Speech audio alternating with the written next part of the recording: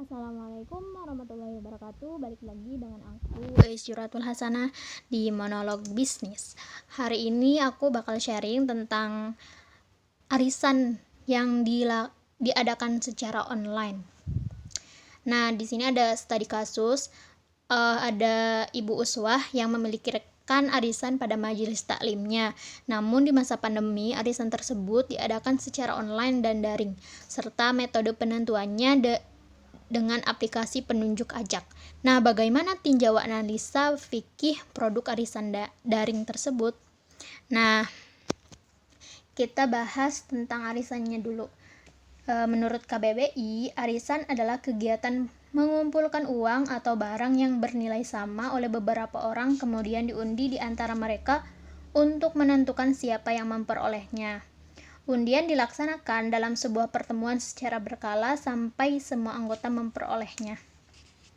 Misalnya, ada 10 orang yang melakukan arisan. Setiap orang membayar 1 juta sehingga terkumpul menjadi 10 juta. Pada hari pembagian atau undian, dipilih orang mendapatkan giliran untuk mendapatkan arisan pada kesempatan itu sehingga ia mendapatkan 10 juta. Nah, dalam bukunya Ustaz Oni, itu buku fikih muamalah kontemporer yang membahas tentang fikih kekinian. Jika menelaah skema yang terjadi dalam arisan tersebut, penerima bagian adalah debitur atau peminjam, sedangkan 9 orang anggota arisan yang lainnya menjadi kreditur, dan 9 juta yang diterima oleh orang tersebut, orang yang mendapatkan gilirannya itu berutang dan meminjam. Oleh karena itu, dapat disimpulkan bahwa transaksi yang terjadi dalam arisan adalah simpan pinjam atau kredit antara pihak yang mendapatkan bagian dan sisa anggota lainnya sebagai kreditur.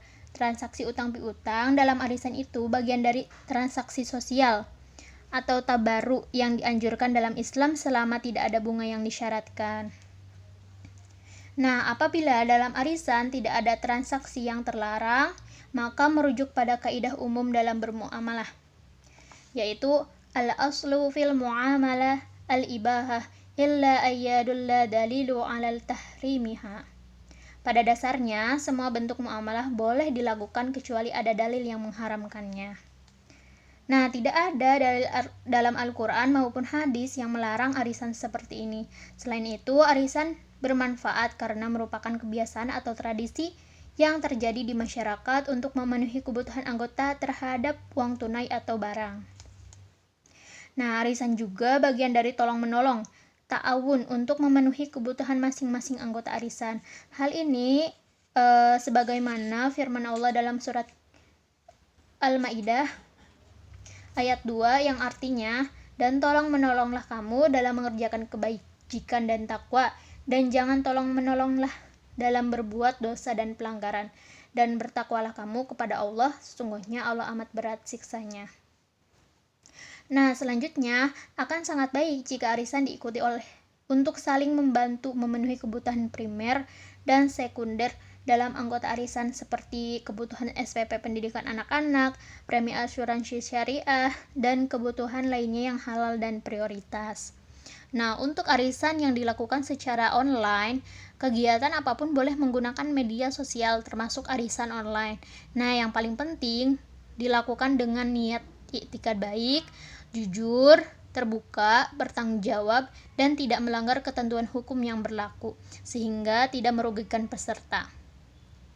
Sebagaimana arisan online sudah diatur dalam Undang-Undang Nomor 9 Tahun 2016.